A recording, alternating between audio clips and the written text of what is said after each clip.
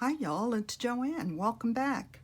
Today I'm excited to be here to introduce a little collaboration that I'm having with my friend Lonny over at Art by Lonny on Etsy, and she's Lonny Clouser on YouTube. I'll have her link below. But we were talking and thinking about doing some kind of collab together, and we came up with a few journals. So what we decided to do is she made one signature journals and sent them to me, and now I'm going to decorate the covers and then decorate the insides and see what we can come up with. So this is the first one. She coffee dyed all the papers, and I just love the ones she's using. Just a nice little mix of some different types of paper. I think her coffee dyeing is just beautiful.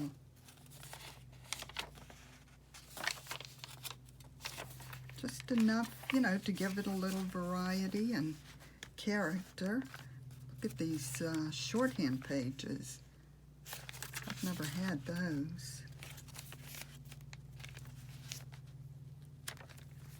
And look at this. I love how that coffee dye came out.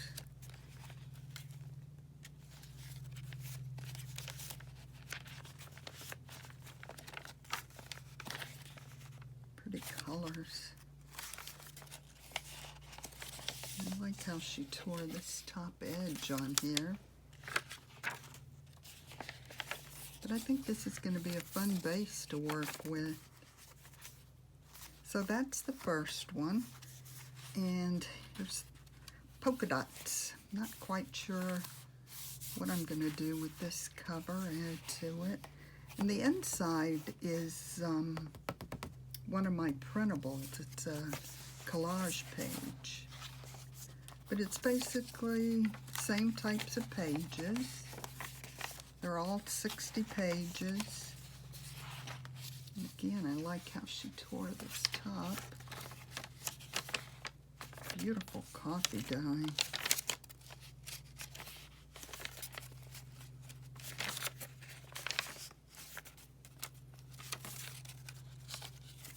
Colors.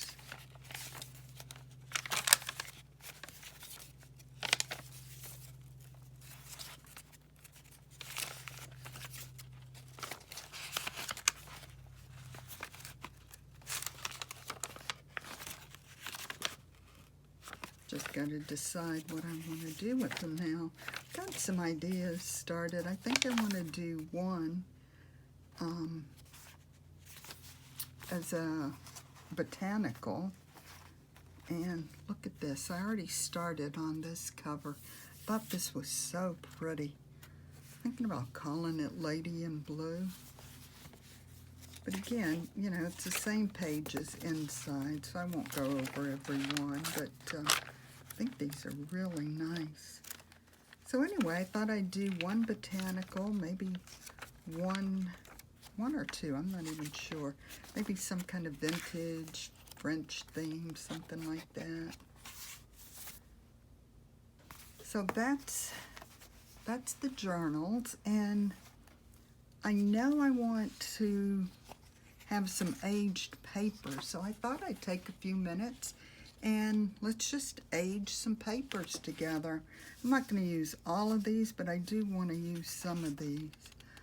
A lot of these printables I got, like these from what is it, Ruby and Pearl, or maybe not these. I've got to check. I'll put it in the description box. But I know I got these from her. These are vintage envelopes. Or I take that back. These are from that same kit too. Sorry about that, but those are from that same kit. These are, and what you can do is print the letter like this on the back of these. And this, I've got the little fold lines, and evidently back in the day, they used to write the letter on a piece of paper and then just fold the paper up. Well, I should take my time getting this not straight at all. I didn't fold that right. Well, that's where the line was. I guess I need to take my time and do this right. But anyway, and then they would write the address, and, well, like this one is. I guess this is the back side of this, maybe.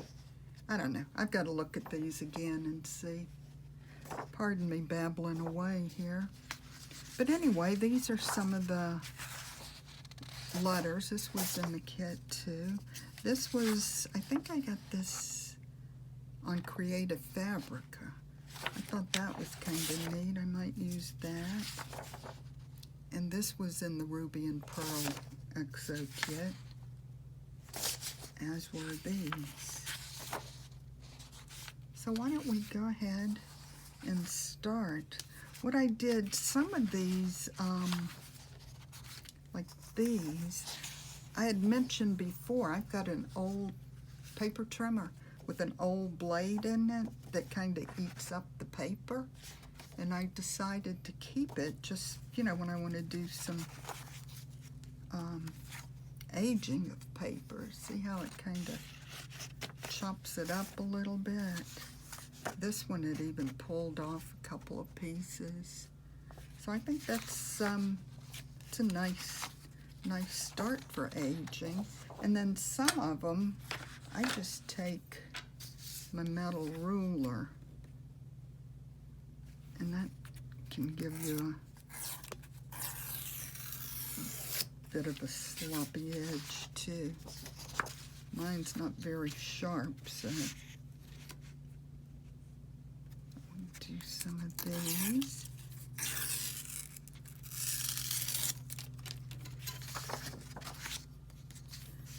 I've been having fun lately just aging some papers like this. Do it this way.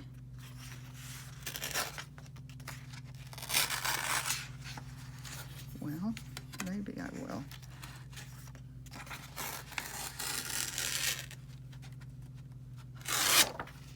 Okay, get that out of the way, and this one's looking pretty good right there without even doing much more to it. But I also will take a scissors and just, you know, rough up the edges a little more.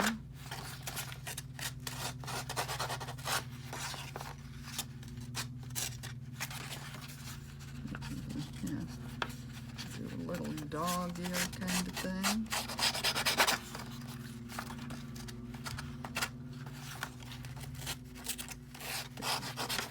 Just get it rough, get a few little tears in it. And I take where it's folded and just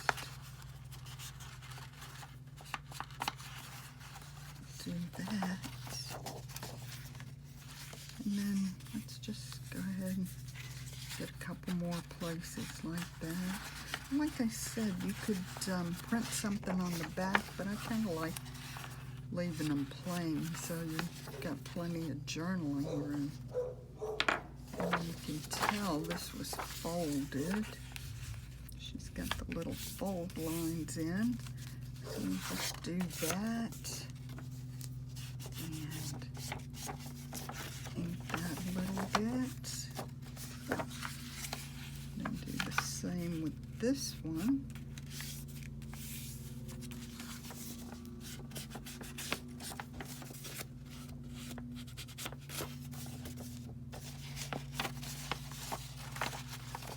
There we go. Just put a little crinkle here. Papers are supposed to be old. Yeah. And I'm just going to go around the edges ink them up, ink these spots where it ripped a little bit.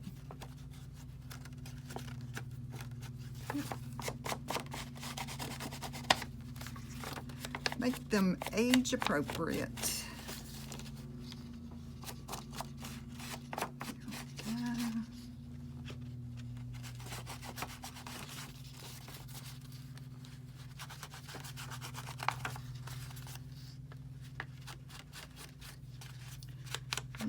I definitely use some of these in the journals.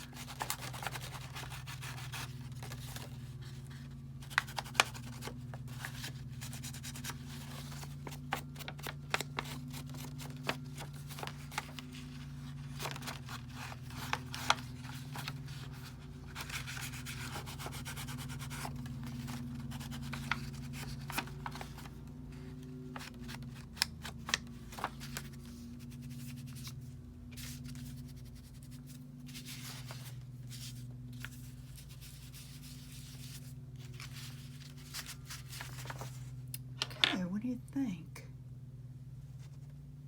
Definitely looking older, right? So let me ink up this back. Like I said, you could print something on the back, but I don't know if you could tell. I printed it on a kind of a beigey background, or what do you call it? Copy paper. Goodness me. All right, there's the first one. I think that's good. I like it. And here's a letter. This is dated July 1937. Wow. And I think I'm just going to crunch it up a little bit. Get it out. Let's see. Let me get my scissors. This is the one that I use that old blade, and it just kind of took some chunks out for me.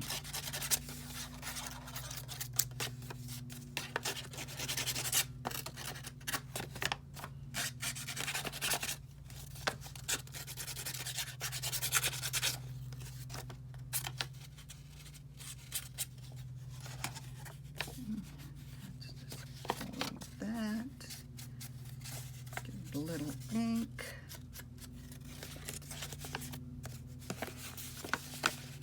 Get in here with some of these crinkles and put a little ink on here.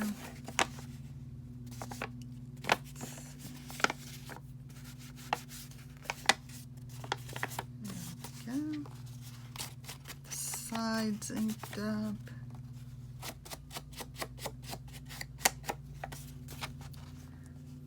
Boy, this is definitely a good name for the ink, Distress Ink. That is just what we're doing.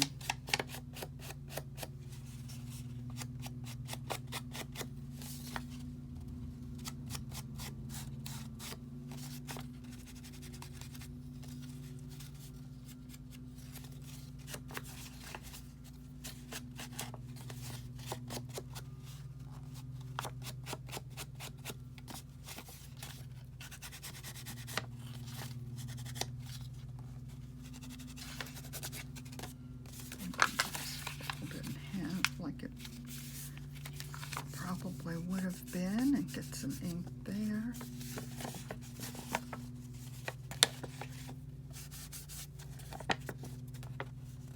Yeah, what do you think? All right, let's put that one aside. That's a pretty color.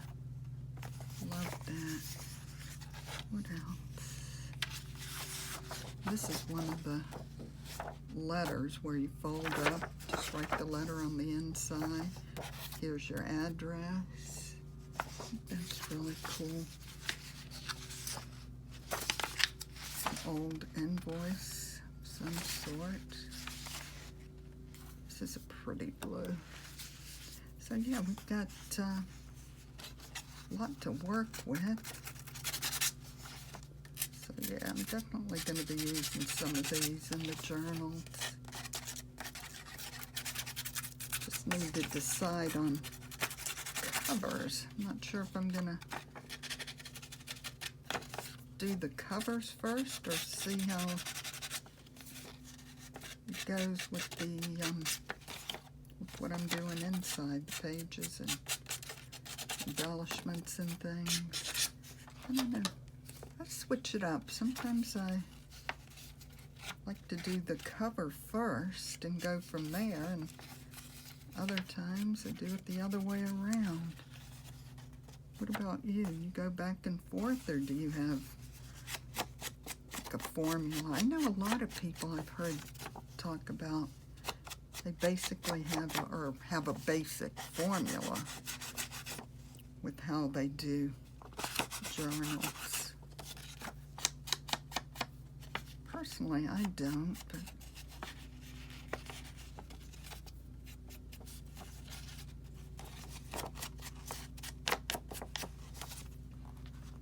try to have a basic idea of what I want to do when I'm starting, but that's about it. You know, maybe a theme, or if I'm using a kit, you know, that obviously kind of guides what you're going to do.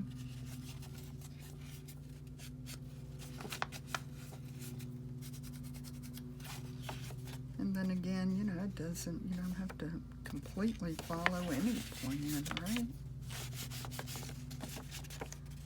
Okay, there's another one. I like these. Okay, I think I'll let you go. I'm gonna do some more of these and see what I'm gonna do with the covers. And so I guess that is it for now. I hope you enjoyed this, and I hope you'll consider giving me a thumbs up, leaving a comment, and subscribing if you haven't already. Thanks so much for watching. Happy crafting.